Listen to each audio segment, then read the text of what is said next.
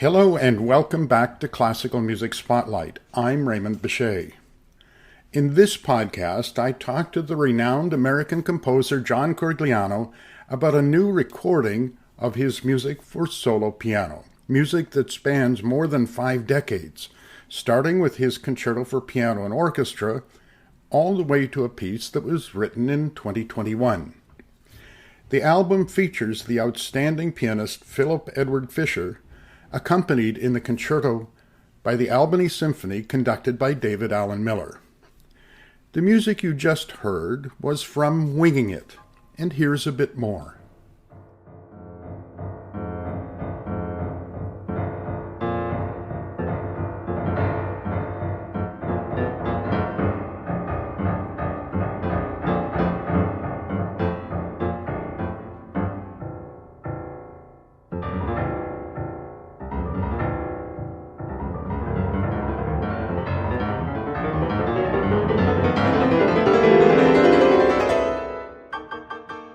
The music on this album covers a large time span, but it's an album of just your solo piano music, music with one piano, in one case with orchestra. But you have a lot of other music that involves piano, right? Oh, certainly I do. I have piano, two pianos, piano four hands, violin, piano, cello and piano, voice and piano, many things with the piano, two pianos, tuned a quarter tone apart, lots of other stuff. But this is just the solo stuff, the stuff for one piano alone. Tell us a bit about that concerto, just an introduction for somebody that may not have heard it. Well, first of all, it was the first piece I ever wrote for orchestra, and I wrote it over 50 years ago. In 1960, I wrote it in 66 and 67. It was performed in 68. So I was in my late 20s when I wrote it. And I had this commission to write from the San Antonio Symphony to write a piano concerto. And I was thrilled out of my mind because I never heard an orchestra play anything of mine. And I wanted it to be everything and more. And it took me years to write it, 2.5 years. So that's why I say I was in my 20s when I wrote it. It was performed in my 30s in San Antonio by Hilda Sommer in the San Antonio Symphony under Victor Alessandro. It was a wonderful performance. They recorded it, and that was the first of what will now be 5 recordings of the piece. This will be the 5th recording of the piano concerto. Tell me a bit about Philip Edward Fisher. I heard him first at Barge Music here in New York, and he played one of your pieces, and I loved the piece, but he also impressed me. He's a superb pianist. Phil is British. He's living in the United States right now. I'm playing a lot of concerts around. He is got a consummate technique and great musical intelligence. I never have to tell Phil anything about a piece. He sort of gets it from the piece right away. Instinctual musician. I'm so glad he's made this record because he's really a definitive artist.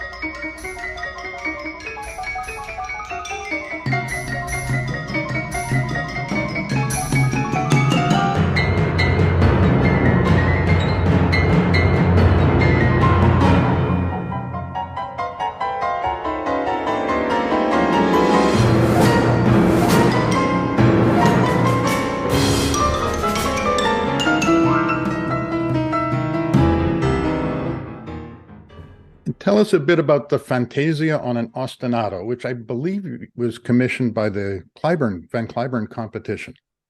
Yes, it was. And I had the problem of trying to write a piece that told the judges something that playing Liszt or Chopin would not, because all the technical stuff is in the repertoire and all the lyrical and romantic stuff is in the repertoire. how could I test their musicality?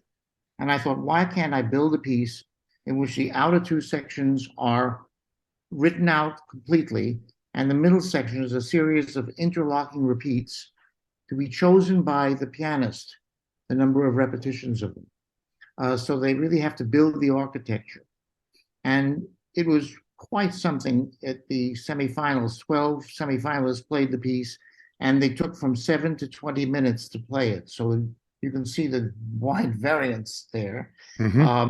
The optimum range was about 12 minutes, 12 to 13 minutes. And what I did was I decided to take on something that I have very mixed feelings about, minimalism. I like the sound of minimalism. It's always beautiful. And I like the harmonic world it lives in. But I'm not crazy about the lack of structure or coherence to it. It simply goes from one thing to another thing to another thing until it stops. So Mm-hmm. I said, what would happen if I took minimalism and built those repeats into a minimalistic texture and based it on one of the first minimalist pieces? The Pachelbel Canon is one, Ravel's Bolero is another, Mm-hmm. and based on the Seventh Symphony, the second movement is another one with that repeating bum, bum, bum, bum, Of bum. course. Goes on for 5 minutes and Mm-hmm. only adds a voice here and a voice there. It's unlike Beethoven. It's not typical of him at all. And I took that ostinato and I took the first part of it being the harmonic side and the other side, half of it being the rhythmic side of the ostinato, and built it into this Fantasia. It was very exciting to hear different voices. Some people just repeated everything 4 times and kind of knew where they were, and other people were very imaginative in it. And in fact, Barry Douglas did win the award for the best performance of that piece at the Clyburn in that year.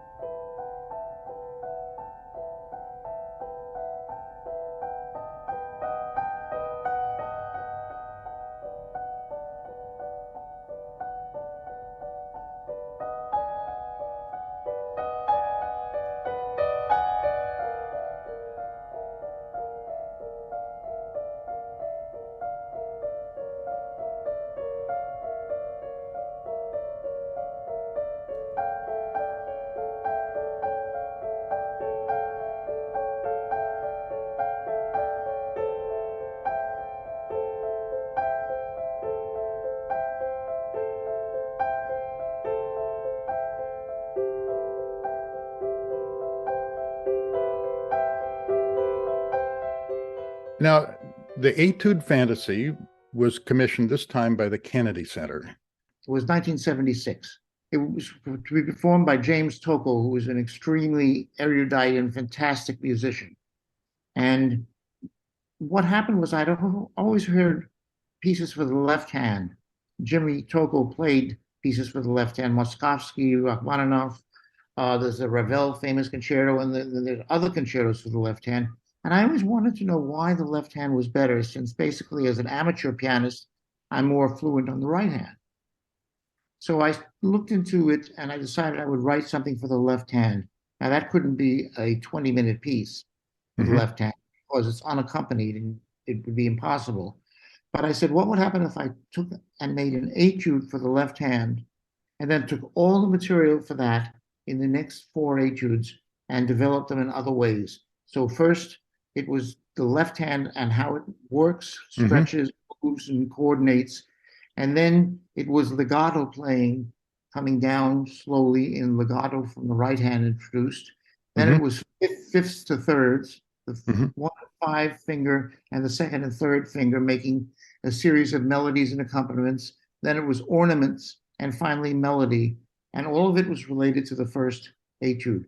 So it's a very tightly constructed piece. It's very, very difficult for the soloist. But again, a lot of people do play it.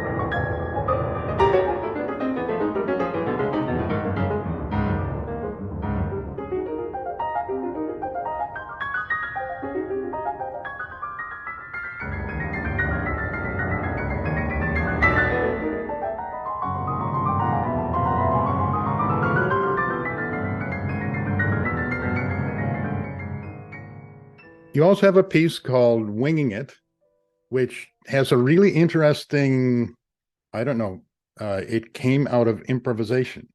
Yes, it's the first and only piece that I've done with that with. Ursula Oppens wanted me to write her a piece, and I need a reason to write a piece. I like the left hand etude starting the etude fantasy, or the problem of the what to do with interpretation in Fantasia on an ostinato, and I needed something here also. And I thought I love to improvise, but I've never recorded my improvisations.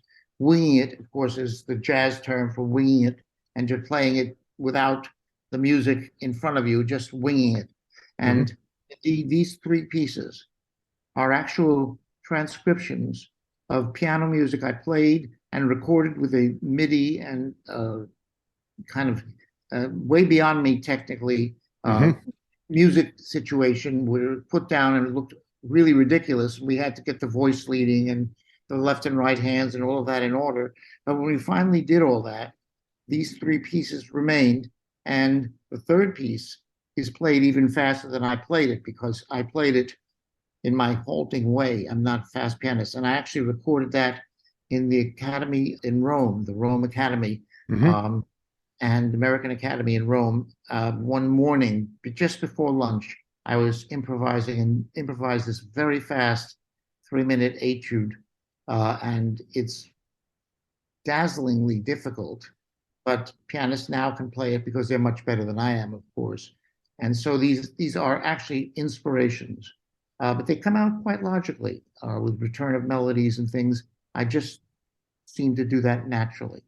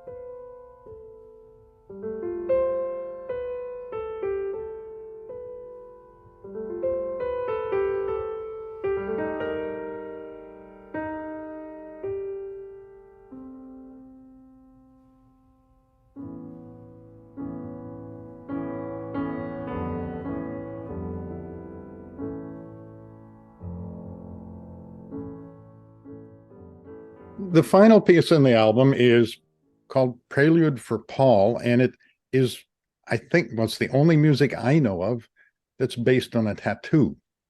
Yes, yes, you're right. Paul Secri is a CEO of major corporation, and he's a very gifted amateur pianist and loves music. And he loves so much that he had the first 8 bars of the Rachmaninoff's Second Piano Concerto tattooed on his arm.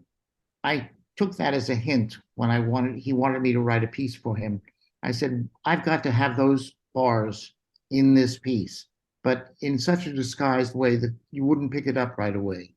But in the center of it, if you listen carefully, in the left hand and the not the main voice, you'll hear the Rachmaninoff Second Piano Concerto basic 4 chords of the 4 basic measures of the opening of the piece. So it's really embedded in that for him. And indeed, he has played it, and other people have too now. Mm-hmm. And it's just a newborn baby. It's a little piece. It's not long. It's 3.5 minutes. But I wanted to do that because I have a great affection for Paul.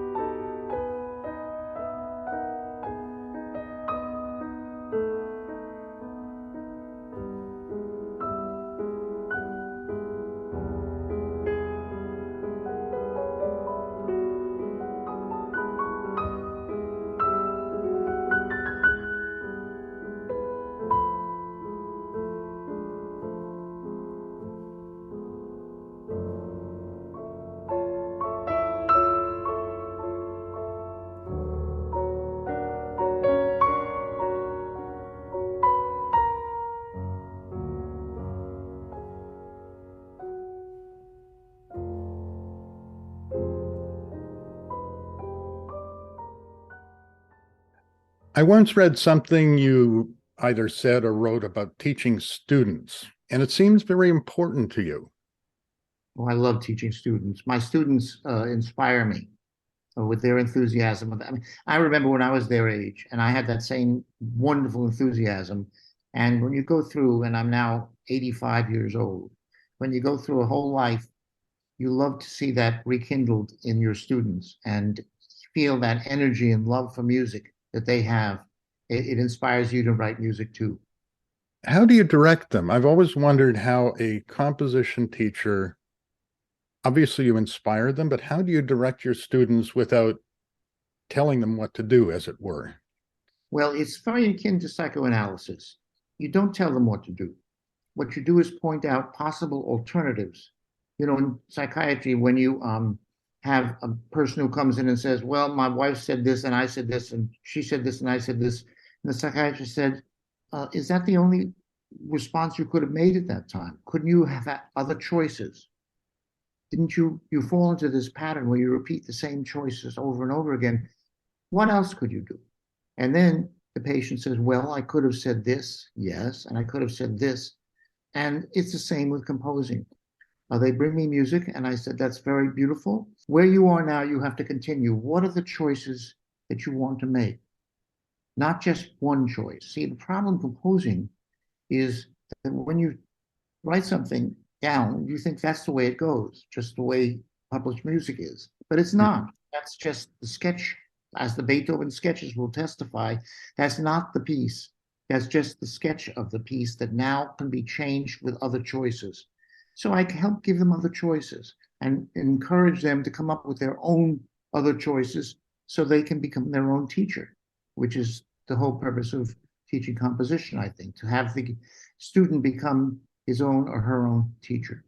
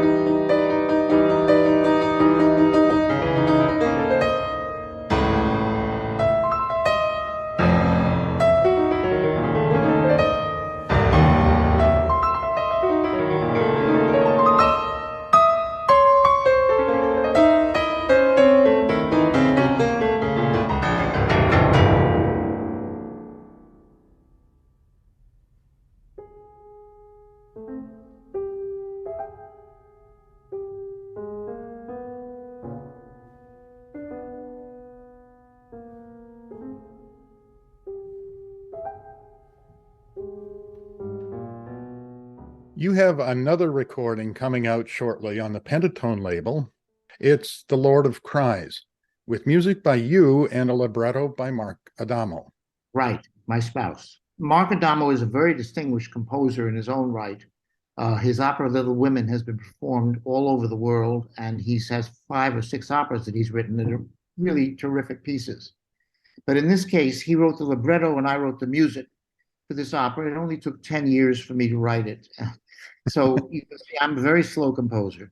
And it's a very bizarre opera about the Bacchae of Dionysus, of Euripides, where Dionysus, central figure of the Bacchae, comes to a town, is rejected by the town, and wreaks revenge on the town because of that. And Mark has written an astounding libretto that's very surrealistic and very really gets to an audience. He communicates his ideas very well to them, and he also organizes them so that I can write the music I wrote. Yes, it was done at the Santa Fe Opera about a year and a half ago. It was very well received.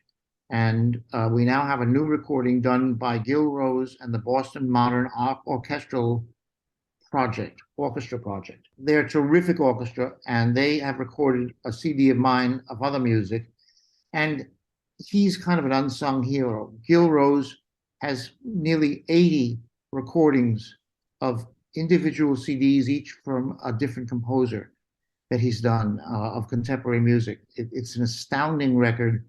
And frankly, I think he should be on the front page of Time magazine. He's quite a remarkable creature.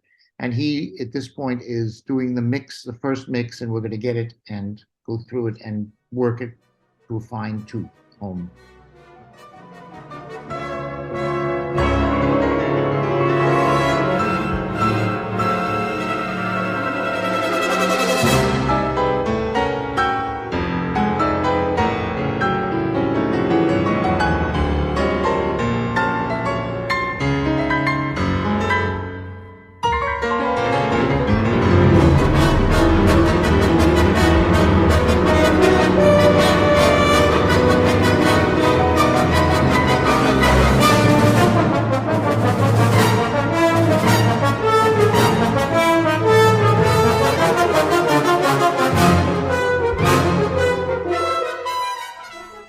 You have been listening to music by and an interview with composer John Corigliano to celebrate a new album on the Naxos label titled Complete Solo Piano Music with pianist Philip Edward Fisher and the Albany Symphony conducted by David Allen Miller.